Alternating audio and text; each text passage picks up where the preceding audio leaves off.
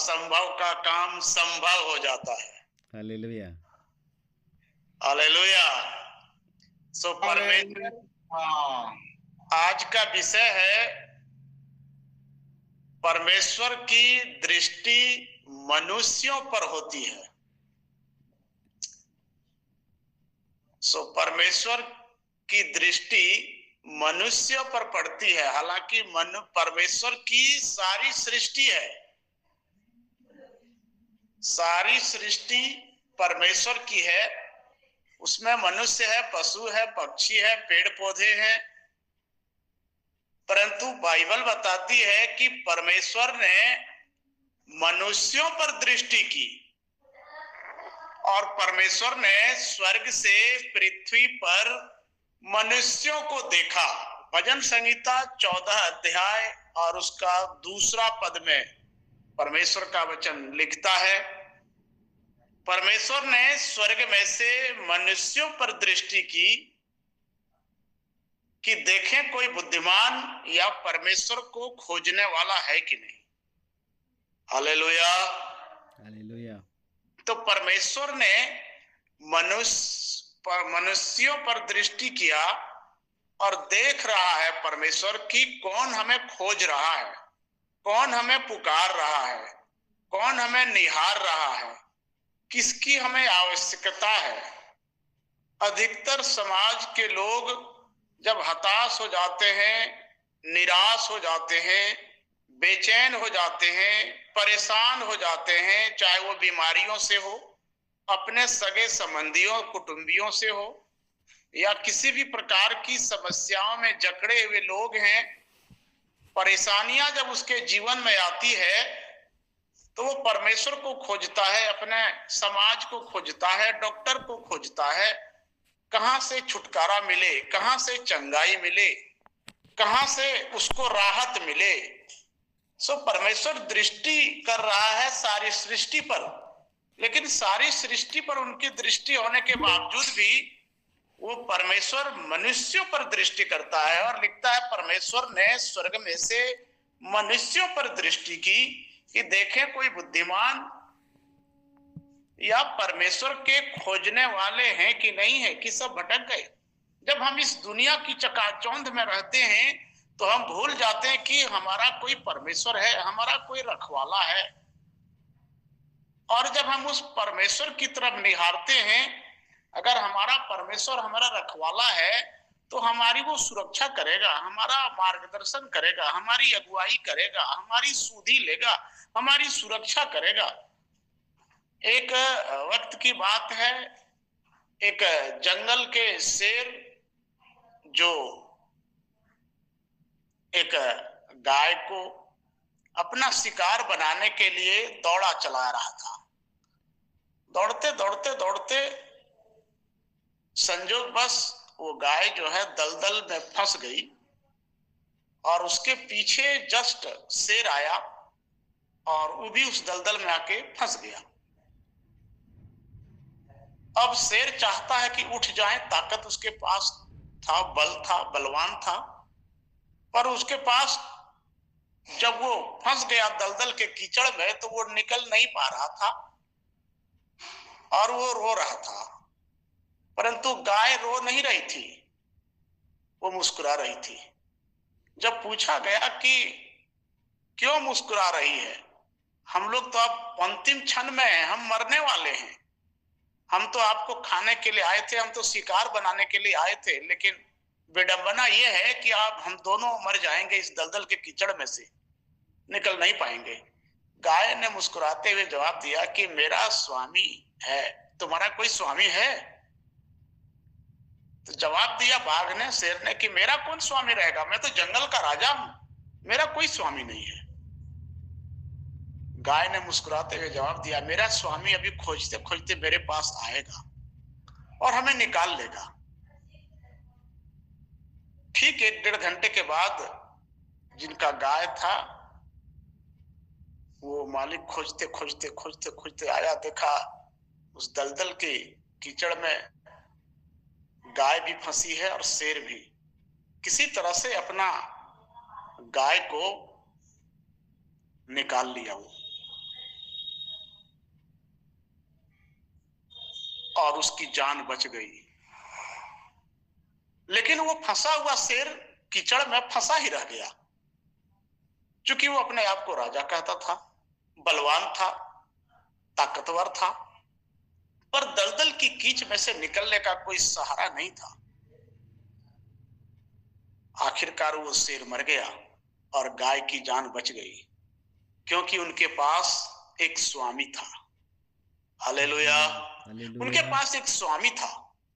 आज हमारे पास स्वामी अगर है, परमेश्वर है, तभी हम बच पाएंगे, अन्यथा कोई उपाय नहीं है।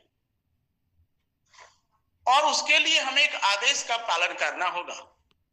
निर्गमन की पुस्तक अगर आप देखेंगे 15 अध्याय उसका 26वां पद, 15 अध्याय उसका 26 पद, परमेश्वर कहता है यहां, निर्गमन की पुस्तक 15 अध्याय और उसका 26 पद, यहां पर लिखा हुआ है, यदि तू अपने परमेश्वर यहोवा का वचन तन मन से सुने। हम कभी कभी तन मन से नहीं सुनते, केवल कान से सुनते हैं।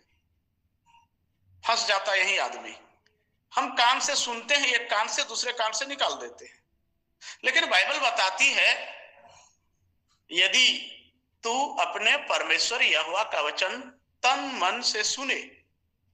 हम तन और मन से नहीं सुनते हैं, हम सुनते हैं केवल कान से। आज सारा संसार केवल कान से सुन रहा है।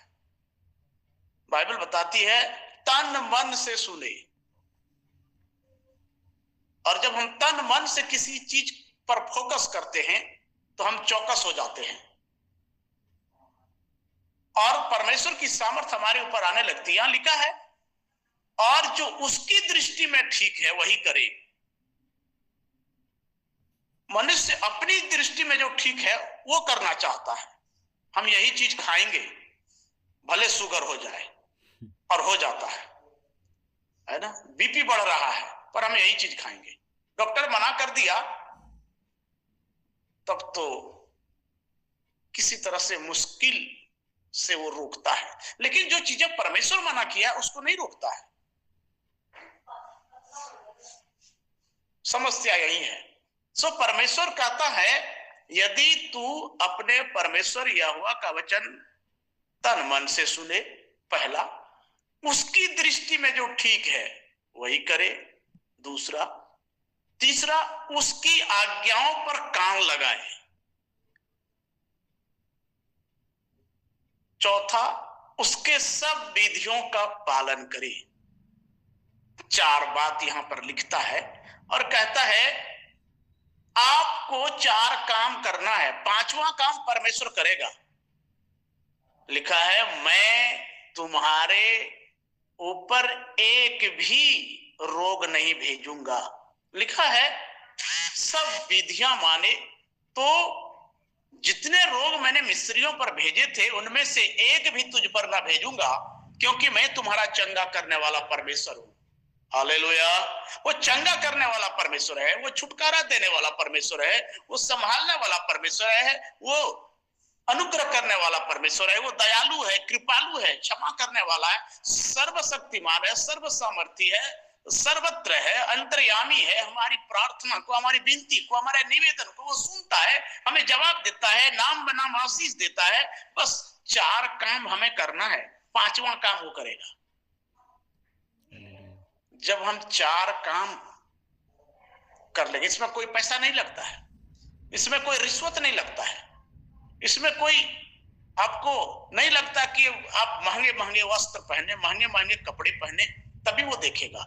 आप साफ कपड़े पहने, सुरक्षित रहे। वो नहीं देखता कि कौन गरीब है, कौन अमीर है, कौन बुरा है, कौन काला, वो नहीं देखता। वो देखता है हमारे प्रजा हमारी बात को मान रहा है कि नहीं, हमारे आदेश पर चल रहा है कि नहीं, हमारी शिक्षा को ग्रहण कर रहा है कि नहीं। अगर हम परमेश्वर की शिक्षा को ग्रहण कर लें, तन मन से सुने, उसकी दृष्टि में ठीक है वो करें, उनकी सारी विधियों का पालन करें, सारे नियमों का पालन करें, सारी इच्छाओं को जाने,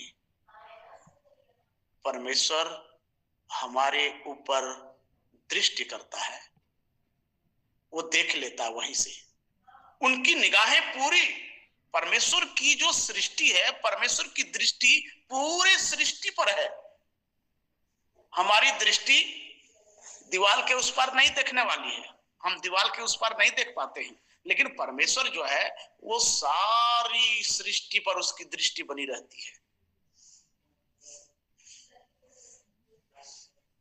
हालेलुया। सारी सृष्टि पर जिसकी दृष्टि हो, हम कहां छिप पाएंगे? हमें वो देखता है, हमारे ऊपर निहारता है, हमारे ऊपर अनुग्रह करता है, हमारे ऊपर दया करता है, हमारे ऊपर कृपा करता है। भजन संहिता 103 अध्याय का 3 पद हमें कहता है, वही तेरे सब अधर्म को क्षमा करता, तेरे सब रोगों को चंगा करता है। भजन संहिता की पुस्तक उसका 103 अध्याय और उसका 3 पद कहता है, वही तो तेरे सब अधर्म को क्षमा करता और तेरे सब रोगों को चंगा करता है। आगे लिखता है, वही तो तेरे प्राण को नष्ट होने से बचा लेता है और तेरे सिर पर करुणा और दया का मुकुट बांधता है। जैसे उस गाय का प्राण बचा लिया उनके मालिक ने। अगर आपका मालिक, अगर आप वफादार हैं, तो आपका मालिक आएगा, आपका स्वामी आएगा, आपका परमेश्वर आएगा, मनुष्य बनकर आपको बचाएगा, छुड़ाएगा। वही तो तेरी लालसा को उत्तम पदार्थों से तृप्त करता है। हमारी जो लालसाएं होती है, हमारी जो इच्छाएं होती है, हमारी जो योजनाएं होती है, हमें 4 काम करना है, 5वां काम परमेश्वर करने के लिए तैयार हो जाता है। हालेलुया। जब हम परमेश्वर की इच्छा पर चलते हैं तो परमेश्वर की दया, परमेश्वर की करुणा, परमेश्वर की आशीष, परमेश्वर का अनुग्रह हम सबके जीवन में बहुतायत से होने लगता है। बस केवल हमें पुकारना है, उसके तरफ निहारना है, उनके तरफ अनुग्रह और आशीष सब बनी हुई है।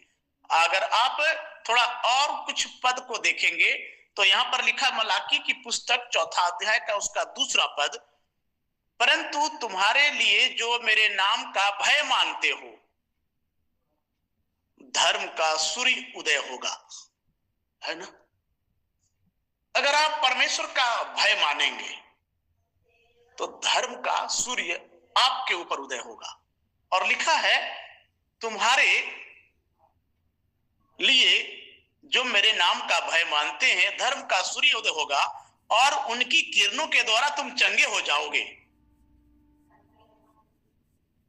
जब उनकी किरण, धर्म का सूर्य जब उदय होगा, उनके जब किरण पड़ेंगे तो आप चंगे हो जाएंगे। धर्म का सूर्य का उदय, धर्म का सूर्य का उदय यीशु मसीह को दर्शाता है। और यीशु मसीह जब इस पृथ्वी लोक पर आया, इस मानव लोक पर आया, इस धरती पर मनुष्य के रूप में अवतार लेकर आया, लिखा है वो नारी, जिस नारी को, जिस महिला को असाध्य रोग सता रही थी, असाध्य रोग से पीड़ित थी। बाइबल बताती है लहू बहने का रोग था, परेशान थी वो भी 1-2 साल से नहीं, 12 साल से परेशान थी वो। सारा धन, सारी दौलत, सारे पैसे, सब कुछ खर्च कर चुकी थी, परेशान थी, हताश थी, लाचार थी, बेवश थी, परेशान थी सामाजिक कुरीतियों से, तमाम प्रकार की विघ्न बाधाओं से, तमाम प्रकार के खर्च से, परेशानियों से जकड़ी हुई थी। वैकल्पिक व्यवस्था कुछ नहीं हो पा रहा था। अंत में वो सुनी कि यीशु मसीह नाम का कोई ईश्वर का अवतार है, जिनके पास एक विकल्प बचा है। एक ही विकल्प उनके पास बचा था, वो था यीशु मसीह से दर्शन पाना, यीशु मसीह के पास जाना। पर जाति कैसे? उन दिनों में, आज से 2025 साल पहले, पुरुषों के सामने महिलाओं का जाना उचित नहीं समझा जाता था, परंतु इनके पास सामने खड़ी नहीं हो पाती थी। उन दिनों में पुरुषों के सामने महिलाएं खड़ी नहीं हो पाती थी, लेकिन इनको असाध्य रोग सता रही थी, ये बेकल थी, बेचैन थी, परेशान थी। इन्होंने अपने जीवन में ठान लिया और कहा, यदि मैं उसके वस्त्र को छू लूंगी तो मैं चंगी हो जाऊंगी। ठान लिया, और ठानने के पश्चात उसके जीवन में ऐसा हुआ, वो गई यीशु मसीह के पीछे से उसके वस्त्र को छू लिया। जैसे उसने वस्त्र को छू ली, वो चंगी हो गई। जैसे सामर्थ परमेश्वर के अवतार यीशु मसीह के शरीर से निकला, उन्होंने जान लिया और कहा, मुझ में सामर्थ निकली है। उसके चेले जो थे वो पूछ रहे थे, हे प्रभु, भीड़ तुझ पर गिरी पड़ती है और तू कहता है किसने मुझे छुआ?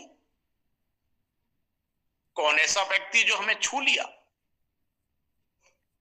तुम्हारे ऊपर भीड़ टूट पड़ रही है, आपके ऊपर भीड़ टूटे जा रही है और आप कह रहे हैं किसने मुझे छुआ? अंततः उस महिला ने अपनी सारी व्यथा, अपने सारे दुख, अपनी सारी तकलीफें, अपनी सारी समस्याएं यीशु मसीह को कहकर सुनाती है ना।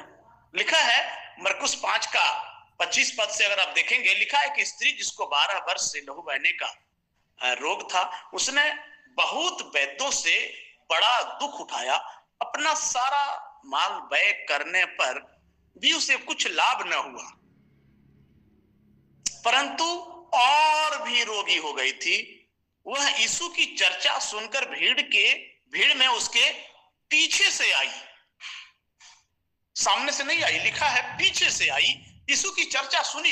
यीशु नाम का कोई ईश्वर का अवतार है जिनके पास हम जाने से हमारे रोग मिट जाएंगे। संसार में उनके पास कोई वैकल्पिक व्यवस्था नहीं था। आज बहुत सारे लोग, बहुत सारे हॉस्पिटल है, बहुत सारे क्लिनिक है, बहुत सारे एक से एक मशीन आ गया, लेकिन उन दिनों में, जिन दिनों की बात यहां बाइबल बताती है, ऐसा कोई वैकल्पिक व्यवस्था नहीं थी। एकमात्र उपाय इस महिला के जीवन में थी कि हम यदि ठान लिया था अपने मन में, है ना। आगे लिखा है, यदि चर्चा जब सुनी, यीशु मसीह की चर्चा सुनी और पीछे से आई, उसके वस्त्र को छू लिया, क्योंकि वह कहती थी यदि मैं उसके वस्त्र ही को छू लूंगी तो मैं चंगी हो जाऊंगी। और तुरंत उसका लहू बहना बंद हो गया और अपने देह में जान लिया, मैं चंगी हो गई हूं, बीमारी से अच्छी हो गई हूं, ठीक हो गई। यीशु ने तुरंत अपने में जान लिया कि मुझमें से सामर्थ्य निकली है, मुझमें से रोशनी निकली है, मुझमें से किरण निकली, ज्वाला निकला, अद्भुत ज्योति निकली। और फिर कर उसने पूछा, मेरा वस्त्र किसने छुआ? उसने, चेलों ने उससे कहा, तू देखकर कि भीड़ तुझ पर घिरी पड़ती है, यदि तू कहता है किसने मुझे छुआ? चेले अनजान थे, चेले अज्ञान थे, इस बात से वो अनजान थे। यीशु मसीह को भी उल्टा बोल रहे हैं कि प्रभु आपके पास तो भीड़ गिरी पड़ रही है, आप कैसे कहते हैं किसने मुझे छुआ?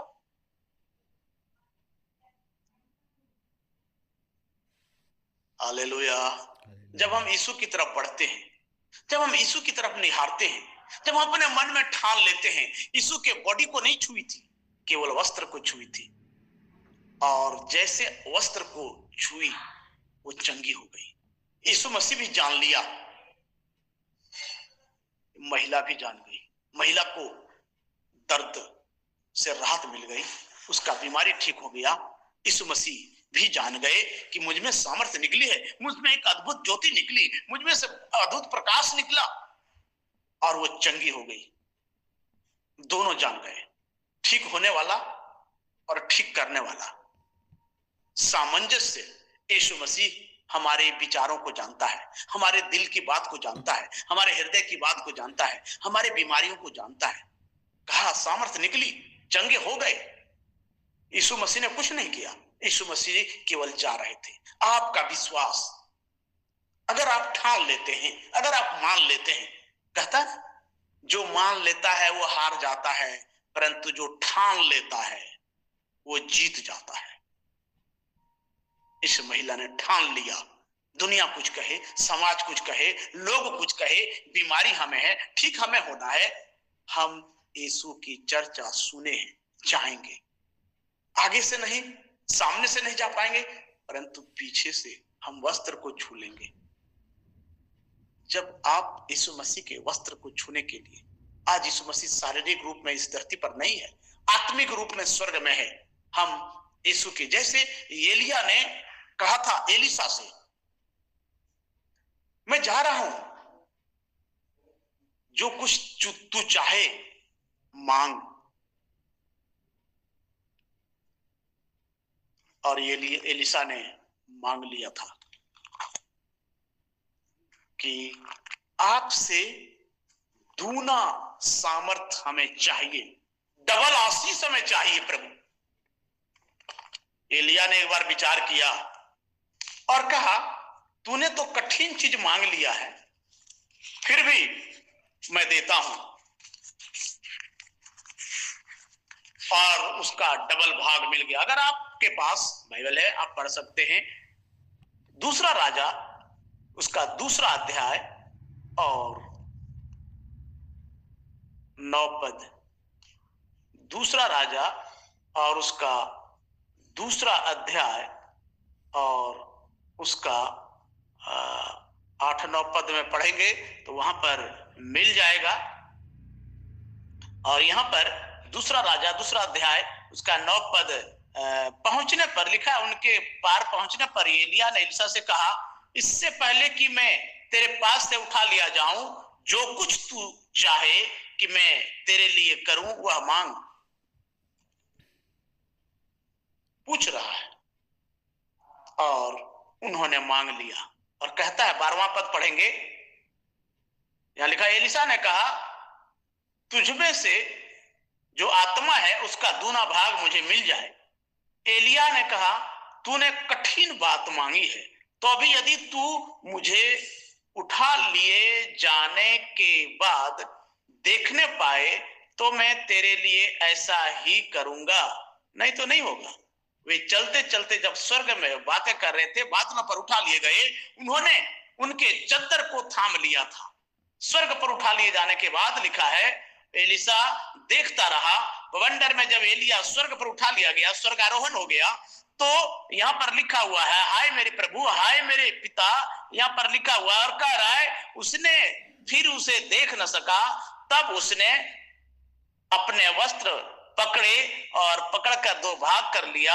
एलिया की चद्दर उठाई जो उस पर से गिरी थी और वह लौट गया। वो चद्दर, वो वस्त्र देखते देखते स्वर्ग पर उठा लिया गया, परंतु उसने वस्त्र को पकड़ा। और जब वस्त्र को पकड़ा, वो चादर को पकड़ा, और वो चादर में एलिसा के पास जो सामर्थ था उससे डबल सामर्थ, एलिया के पास जो चादर था वो स्वर्ग आरोहण हो गया और एलिया का चादर एलिसा को प्राप्त हुआ, डबल आशीष उसे मिल गई। हालेलुया। उन्हें डबल आशीष मिला और वे फिर कई आश्चर्य कर्म करने लगे। प्रभु परमेश्वर के लोगों, जब हम प्रभु परमेश्वर से आशीष प्राप्त करना चाहते हैं तो आप उनके नजदीकी में जाइए। अनुग्रह का हाथ, दया की दृष्टि जब उनकी पड़ती है तो संसार की कोई ताकत उसे रोक नहीं सकती। एक और घटना है, लिखा है जब यीशु मसीह ने एक जन्मांध को ठीक किया, जन्म के अंधे, यूहन्ना उसका 9 अध्याय, यूहन्ना रचित सुसमाचार उसका 9वां अध्याय को पढ़ेंगे तो वहां पर आपको मिलेगा कि जगत के आरंभ से ऐसा कभी नहीं सुना था यूहन्ना 9 अध्याय का 32 पद में लिखा हुआ है, एक जन्म का अंधा जब यीशु मसीह ने ठीक किया था, जब वो ठीक हो गया, लिखा हुआ है यूहन्ना की पुस्तक 9 अध्याय का उसका 32 पद, जगत के आरंभ से यह कभी सुनने में नहीं आया। जगत के आरंभ से यह कभी सुनने में नहीं आया कि किसी ने जन्म के अंधे को आंखें खोली हो।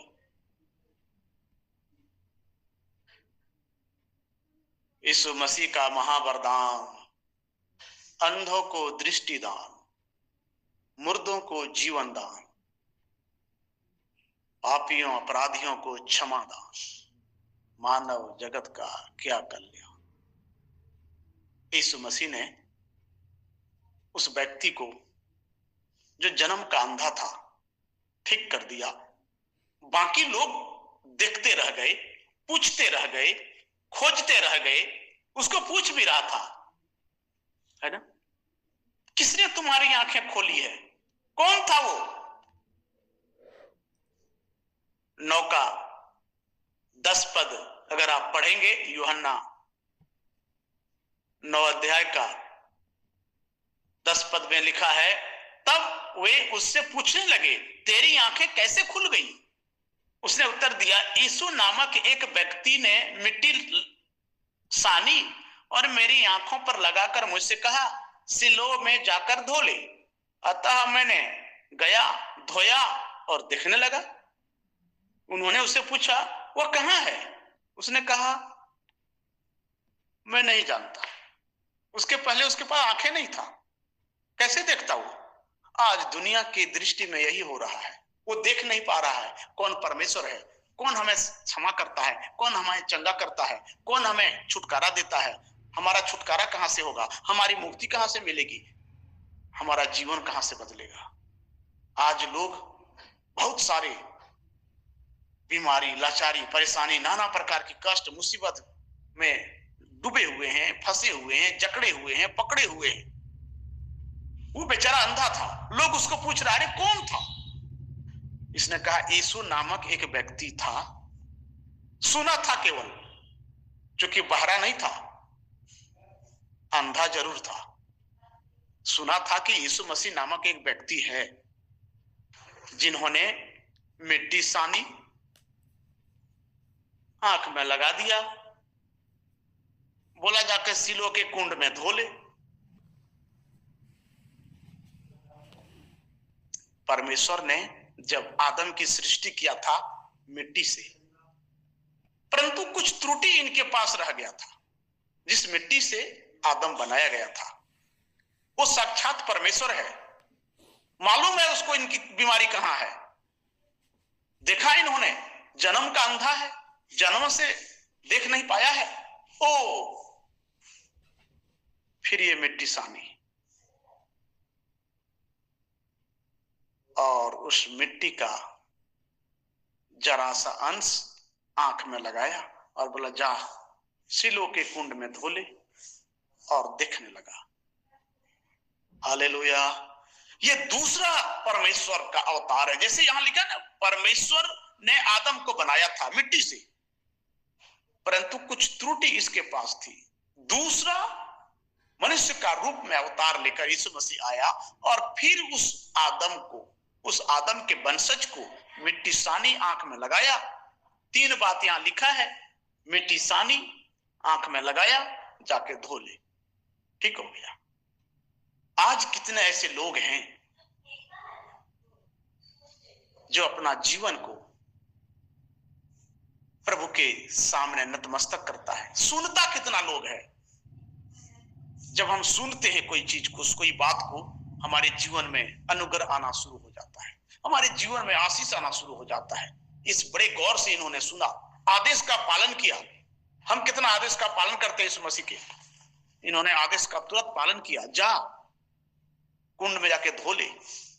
यूहन्ना रचित सुसमाचार को देखते 2 अध्याय में यीशु मसीह ने अपने चेलों को कहा, जा मटके में पानी भर ले आ, और एक एक मटका 2-2 मन समाता था। हमारे यहाँ 40 किलो में 1 मन होता है, 80 किलो, और पत्थर का मटका था। आप वजन अंदाजा लगा सकते हैं। आदमी गया, पानी भरा, यीशु मसीह के आदेश का पालन किया। जब यीशु मसीह के आदेश का पालन किया तो वह पानी तब तक मिठास में बदल चुका था। अभी तक वो साधारण पानी था, कुआं में था, पोखरा में था, नदी में था या जहां था, परंतु जब वो मटका में भरा गया, वहां से मिठास बनना शुरू हो गया। जब हम उनके वचन को अपने हृदय में बसते हैं या हम अपने हृदय में बसाते हैं, वहां से आपका जीवन चेंजिंग शुरू हो जाएगा, वहां से आपके जीवन में बदलाव आना शुरू हो जाएगा। वो पानी साधारण पानी था, पड़ा हुआ था, परंतु यीशु के आदेश का चेलों ने पालन किया। और लिखा है, यीशु के आदेश का लोगों ने पालन किया और कहा जा। यूहन्ना 2 अध्याय अगर आप पढ़ेंगे तो यहां पर लिखा हुआ है, बारात आई हुई थी, लोग बेसब्री से शरबत का इंतजार कर रहा था। घट गया, परेशानी थी, परेशानियों से लोग इधर उधर ताक रहा था। विवाह के घर में यीशु मसीह भी पहुंचे थे। हम लोग गाना गाते हैं, काना नगर में जब आई बरतिया, पहुंचे थे वहां यीशु नासरिया, पानी को दाखरस बना दिया रे प्रभु यीशु नासरिया, दुनिया में हलचल मचा दिया है प्रभु यीशु नासरिया, दुनिया में हलचल मचा दिया है प्रभु यीशु नासरिया।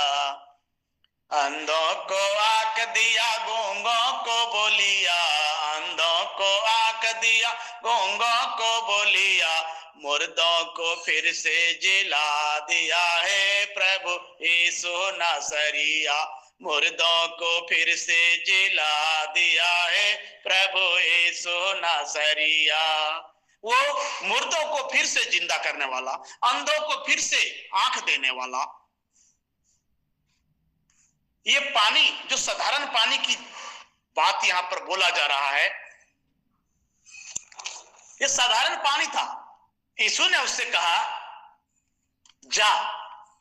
लिखा है, यहूदियों के शुद्ध करने के, यूहन्ना 2 अध्याय का 6 पद, वहां यहूदियों के शुद्ध करने की रीति के अनुसार पत्थर के 6 मटके धरे थे, जिनमें 2-2, 3-3 मन समाता था। आज के भाषा में 120 किलो के आसपास। यीशु ने उससे कहा, मटकों में पानी भर दो। उन्होंने उन्हें मुहामुह भर दिया और उनसे कहा, अब निकालकर भोज के प्रधान के पास ले जाओ। और वे ले गए। पानी कहां से आए इसका जिक्र नहीं है। कुआं का पानी था, चापाकल उन दिनों में नहीं होता था, जरूर नदी या पोखरा का होगा। और आदेश माना, यीशु मसीह के आदेश को उन्होंने माना। और यहां लिखा है, प्रधानों के पास ले जाओ। और वे जब ले गए, भोज के प्रधान ने पानी चखा तो दाखरस बन चुका था। हालेलुया। यीशु मसीह के आदेश का केवल पालन किया, पानी भर दो। पानी जब भर दिया तब तक वो मिठास में बदल चुका था। यीशु मसीह ने एक से एक बढ़कर आश्चर्य कर्म किए। अगर आपके जीवन में परेशानियां हैं, लाचारियां हैं, नाना प्रकार की विघ्न बाधाओं से जूझ रहे हैं, तो एक बार आप यीशु की तरफ दृष्टि कीजिए। एक बार आप यीशु को पुकारिए और कहिए, यीशु के करला भजनिया हो, भजनिया हो, मिट जाइल तोहर परेशानिया हो, मिट जाइल तोहर परेशानिया हो, प्रभु यीशु के करला भजनिया हो, भजनिया हो, मिट जाइल तोहर परेशानिया हो, परेशानिया हो। यीशु के नजरिया में अजबे कमाल बा, यीशु के नजरिया में अजबे कमाल बा। डॉक्टर वेदों से यीशु महान बा, डॉक्टर वेदों से यीशु महान बा। जन्म लिहल चरनिया हो, चरनिया हो, मिट जाइल तोहर परेशानिया हो। यीशु के करलह भजनिया हो, भजनिया हो, मिट जाइल तोहर परेशानिया हो। दुखो दर्द भैया सहलो न जाई, दुख दर्द भैया सहलो न जाई। यीशु से आपन दुखवा सुनाई, यीशु से आपन दुखवा सुनाई। बदल जाई है जिंदगनिया हो, जिंदगनिया हो, मिट जाइल तोहर परेशानिया हो, मिट जाइल तोहर परेशानिया हो। यीशु के करलह भजनिया हो, भजनिया हो, मिट जाइल तोहर परेशानिया। अगर आपके जीवन में इस तरह की परेशानियां है, अपने जीवन में एक बार यीशु को आमंत्रित कीजिए। लोग कहता है बहुत सारे काम कर लिए, बहुत सारे कर्म कांड कर लिए, बहुत सारे डॉक्टर को दिखा लिए, बहुत सारे इलाज करा लिए, थक गए, समस्या का समाधान नहीं हो रहा है। एक वैकल्पिक व्यवस्था है, वो है यीशु।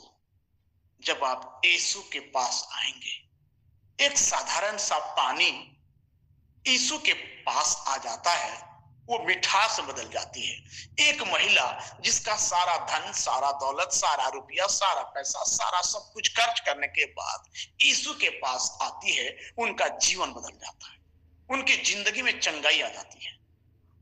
एक जन्मांध व्यक्ति जो जन्म का अंधा था, जब यीशु के पास आया,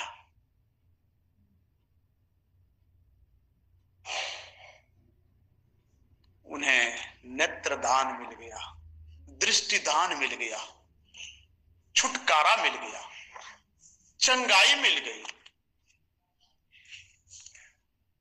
यूहन्ना 5 अध्याय का 14 पद लिखा है, एक 38 साल का व्यक्ति, 38 साल से, 38 साल का नहीं लिखा है, 38 साल से, हो सके अगर 25 साल या 20 साल में गया होगा वहां, या 22 साल में गया होगा, तो 38 साल से वहां पड़ा था, जहां एक कुंड था।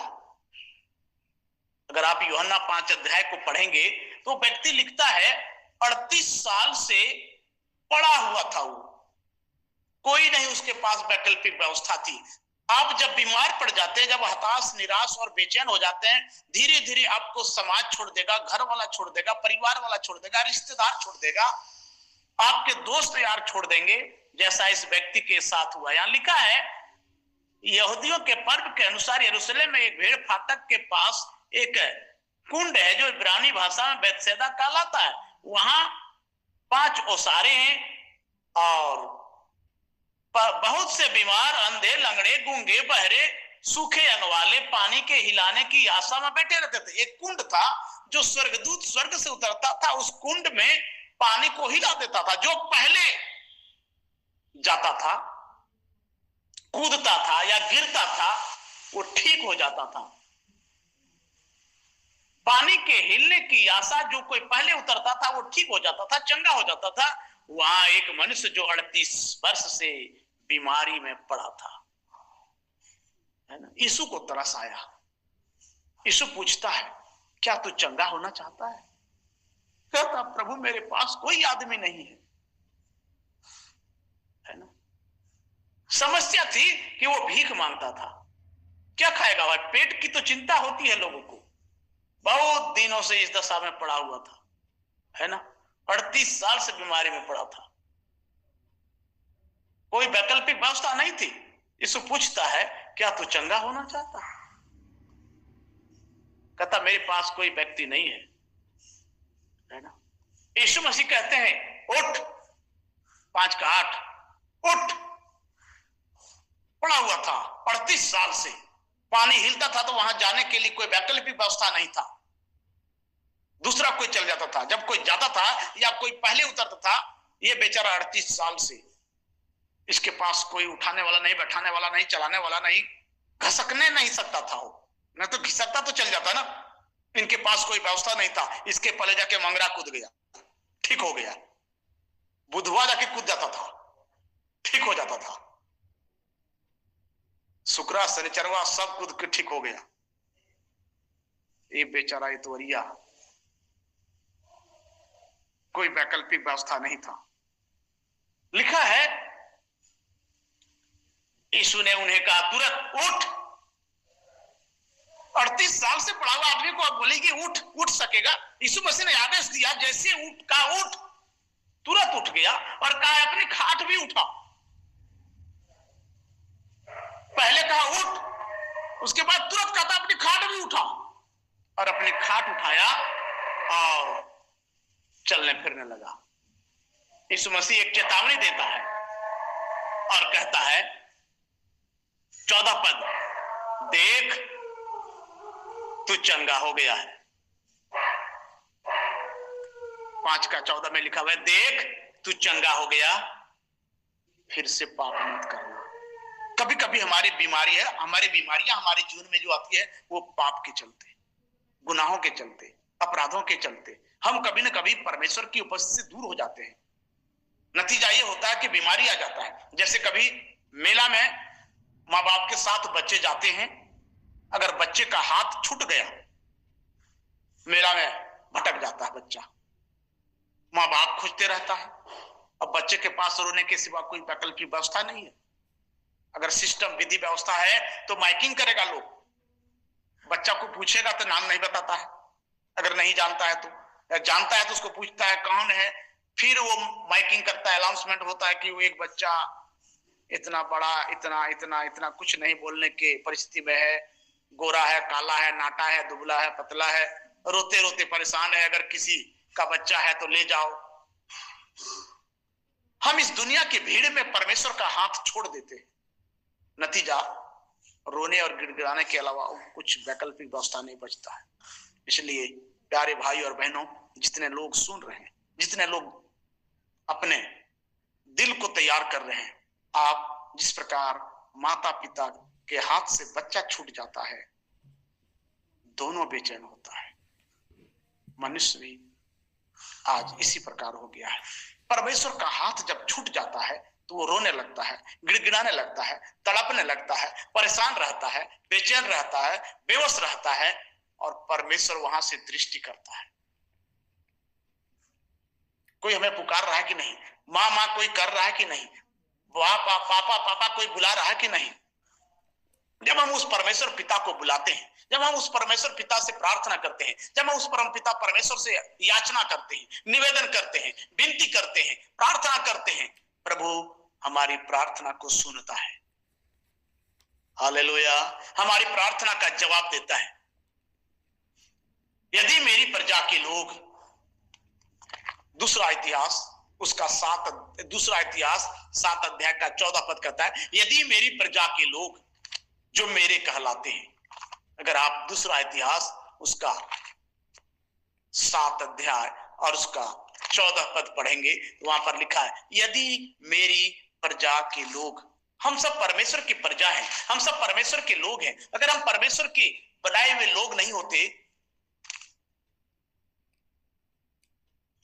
तो कब के परमेश्वर ने हमें बनाया है, हमारे अंदर श्वास दिया है, हमारे अंदर धड़कन दिया है, हमारे अंदर नाड़ी दिया है। वो परमेश्वर का बनाया हुआ, ये सृष्टि जो है, ये शरीर जो है, ये परमेश्वर का बनाया हुआ है। उस परमेश्वर का कहना है, यदि मेरी प्रजा के लोग जो मेरे कहलाते हैं दीन होकर, नम्र होकर प्रार्थना करे तो मैं और मेरे दर्शन के खोजी होकर अपनी बुरी चाल से फिरे। 2 बात, आज बुरी चाल, आज लोग खैनी खा रहा है, आज लोग गांजा पी रहा है, आज लोग सिगरेट पी रहा है, धूम्रपान कर रहा है, तंबाकू खा रहा है, नाना प्रकार के नशे के शिकार है ना। दो बात यहां लिखा है। पहला बात, यदि मेरी प्रजा के लोग जो मेरे कहलाते हैं दीन होकर प्रार्थना करें, मेरे दर्शन के खोजी होकर अपनी बुरी चाल से फिरे, तो मैं, परमेश्वर का वायदा, परमेश्वर की प्रतिज्ञा को देखिए। दो काम आपको करना है, बुरी चाल से फिरना है और नम्रता के साथ, दीनता के साथ प्रार्थना करना है। तो मैं स्वर्ग में से सुनकर उसका पाप क्षमा कर दूंगा और उसके देश को, उसके शरीर को, उसके जीवन को, उसकी जिंदगी को ज्यों का त्यों कर दूंगा। हालेलुया। इतनी बड़ी प्रतिज्ञा, इतना बड़ा वायदा। आपको दो काम करना है, बुरी चाल को छोड़ देना है, नम्रता और दीनता के साथ घुटने में आकर प्रभु से प्रार्थना करते, प्रभु हम तेरे लोग हैं, हम तेरे सेवक हैं, हम तेरे सेविका हैं, हम तेरे संतान हैं, हम तेरे सम्मुख आते हैं। बुरा चाल छोड़िए। एक बच्चा जो गंदगी से लेटाया हुआ रहता है, कोई आदमी उसको गोद नहीं लेता है, परंतु वही बच्चा अगर साफ कपड़ा पहना है, साफ सुथरा है, तो कोई भी व्यक्ति उसे गोद में लेने से कतराता नहीं है, तुरंत ले लेता उसको गोद, उसको खिलाने लगता है, उसको हंसाने लगता है, खिलाने लगता है, चलाने लगता है, गोद में लेता है, पुचकारता है, समझाता है। कितना अच्छा है, कितना सुंदर है, कितना सुशील है, इसका आंख देखो, इसका पांव देखो, इसका मुंह का नैन नक्श देखो, इसके गाल बाल हाल चाल ढाल सब देखो, सुशील है, सुंदर है। पर वही अगर बिगड़ा हुआ है, अगर वो गंदगी में लटका हुआ है, तो कोई नहीं लेता है। परमेश्वर भी यही करता है। अगर आप शुद्ध हैं, पवित्र हैं, परिपक्व हैं, अच्छा है, परमेश्वर आपको एक्सेप्ट करेगा। और जब परमेश्वर आपको एक्सेप्ट करेगा तो परमेश्वर की आशीष वहां से शुरू हो जाएगी। जैसे घर में बल्ब नहीं जल रहा है, लाइट है आपके पास, परंतु बल्ब नहीं जल रहा है, इसका मतलब है कहीं ना कहीं फॉल्ट है, कहीं ना कहीं तार सट रहा है, कहीं ना कहीं परेशानियां है। मिस्त्री को बुलाइए, दिखाइए, हमारा घर का बल्ब नहीं जल रहा है भाई, हमारा पंखा नहीं चल रहा है भाई, क्या बात है। मिस्त्री आके जांच करता है, अरे फॉल्ट है, उसको ठीक करता है। जब हम अपने जीवन को ठीक करते हैं, हमारे जीवन में बल्ब जलता है, ज्योति आ जाती है, रोशनी आ जाती है, बीमारी ठीक हो जाता है, परेशानियां चली जाती है। प्रभु के लोगों, जब आप प्रभु के पास आएंगे, प्रभु से प्रार्थना करेंगे, प्रभु से विनती करेंगे, प्रभु से निवेदन करेंगे, प्रभु से आशीष मांगेंगे, आपके जीवन में कल्याण आना शुरू हो जाएगा। आपके जीवन में शुद्धता आ जानी, आपके जीवन में परिपक्वता आ जाएगी और आपका जीवन में सुधार आ जाएगा। और जब सुधार आ जाएगा तो ऑटोमेटिक उद्धार आ जाएगा। हालेलुया। जब आप अपने जीवन को सुधार लेंगे, हमारे पास एक वैकल्पिक व्यवस्था है, अर्थात धार्मिक यीशु हमारे पापों को क्षमा करता है, हमारे रोगों को ठीक करता है। जब दुनिया की लड़ाई झगड़ा में फंसते हैं तो हम एक वकील करते हैं कि हमारा बात जज तक पहुंचे। हम बोल नहीं पाते हैं, हमारे पास बोलने की शैली नहीं है, हम किसी अधिवक्ता को खोजते हैं जिनके पास बोलने का अधिकार है। जो बोल सकता है उसको अधिवक्ता कहते हैं। हमारा बात हम अपने से जज के पास नहीं रख पाते। अगर आप रख पाते हैं तो अच्छी बात है, परंतु अगर आप रख नहीं पाते तो वकील करते हैं, और वकील हमारे बातों को जज तक पहुंचाता है और हमारा फैसला होता है।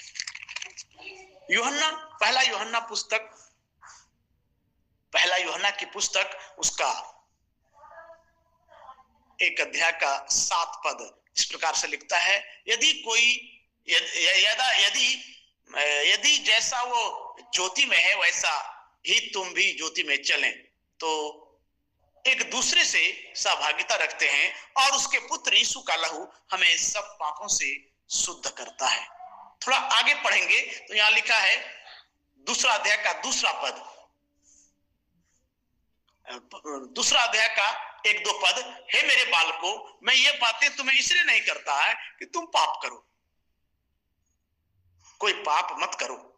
और यदि जाने अनजाने में हो जाती है, गलती हो जाती है, तो हमारा एक सहायक है, अर्थात धर्मी यीशु मसीह। वही हमारे पापों का प्रायश्चित है।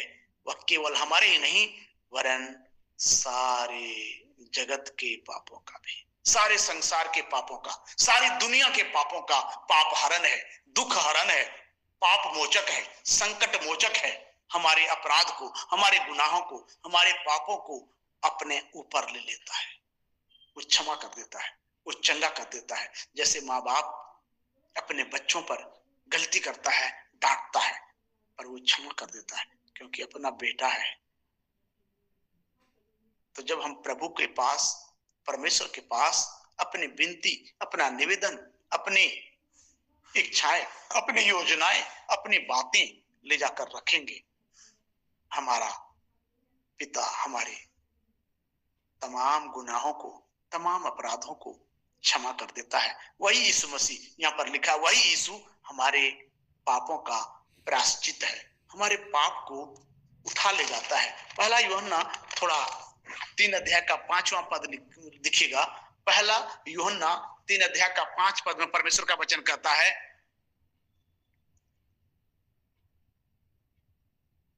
पहला यूहन्ना उसका 3 अध्याय का 5वां पद, तुम जानते हो को इसलिए प्रकट हुआ कि पापों को हर ले जाए।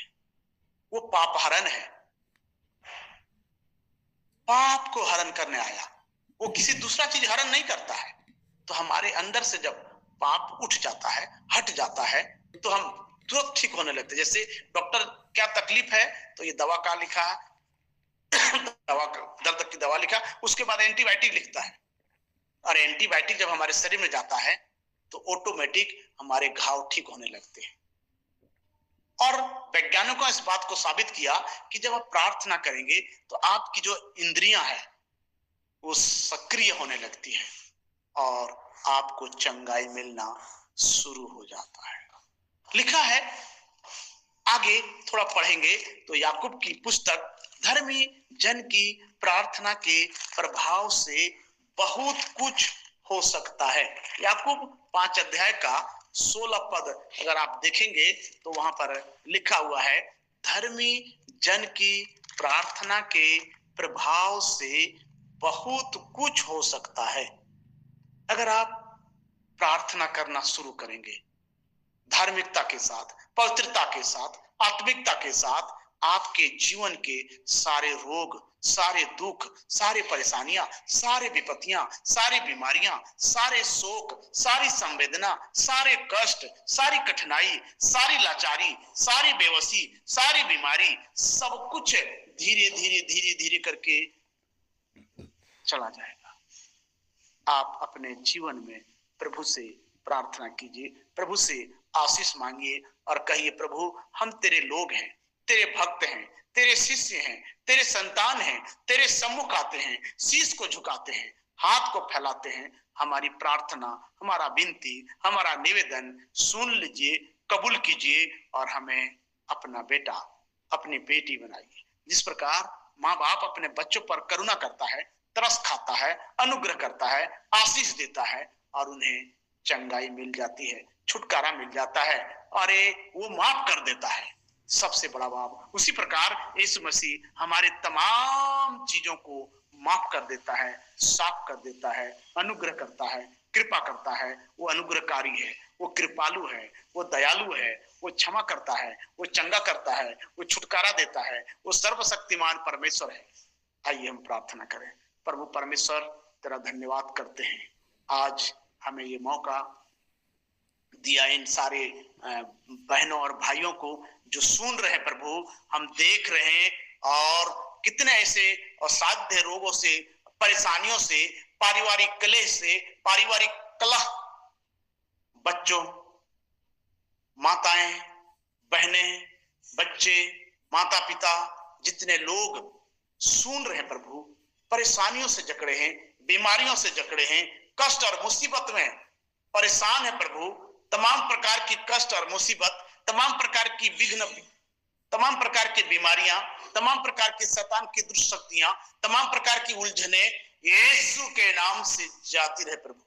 जिन माताओं के पास, जिन बहनों के पास, जिन भाइयों के पास, जिन बच्चों के पास बहुत सारी तकलीफें हैं, जो बच्चे पढ़ रहे हैं पिता वो अच्छे मार्क्स से पास हो, जो नौकरी की तलाश में प्रभु वो अच्छे नौकरी मिले, जो जीवन साथी की तलाश में है उसे अच्छे जीवन साथी मिले, जो पढ़ाई कर रहे हैं आगे उनकी सेवा का जीवन, उनके जिंदगी के हर एक स्रोत, उनके जिंदगी के हर एक पड़ाव में परेशानियां आती प्रभु, यीशु के नाम से सारी परेशानियां दूर हो, छुटकारा दे, चंगाई दे, संभाल।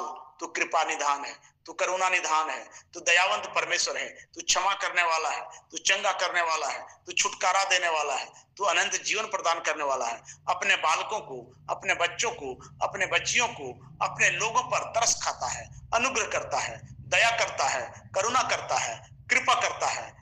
हम प्रार्थना करते तेरे सेवक होने के नाते तमाम लोग जो आज सुन रहे प्रभु, उनके हृदय में वचन को डालिए, मन को पवित्र कीजिए, शुद्ध कीजिए, आत्मिकता, पवित्रता और धार्मिकता उसके जीवन में बहुतायत से हो।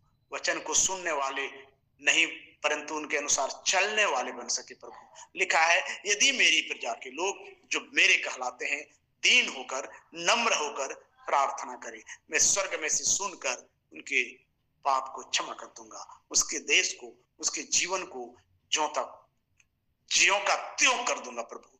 हम प्रार्थना करते हैं, तमाम लोगों को तेरे हाथ में सौंप देता हूँ। इस भयंकर रात आ चुके पिता, जब खाते पीते सोते हैं, संभाल, मीठी नींद दे, शुभ दर्शन दे, बोल और बातचीत कर, रक्षा कर, संभाल, बचा, और कल का नए दिन, नई सुबह, नई रोशनी देखने का अवसर प्रदान कर, ताकि फिर उठकर कल तेरा धन्यवाद कर सके। तब तक के लिए शरीर प्राण आत्मा की सुरक्षा तू करना प्रभु। यीशु मसीह के नाम से प्रार्थना मांगते हैं, दया से सुन और ग्रहण कर। आमीन आमीन। आमीन आमीन आमीन आमीन आमीन। आमीन।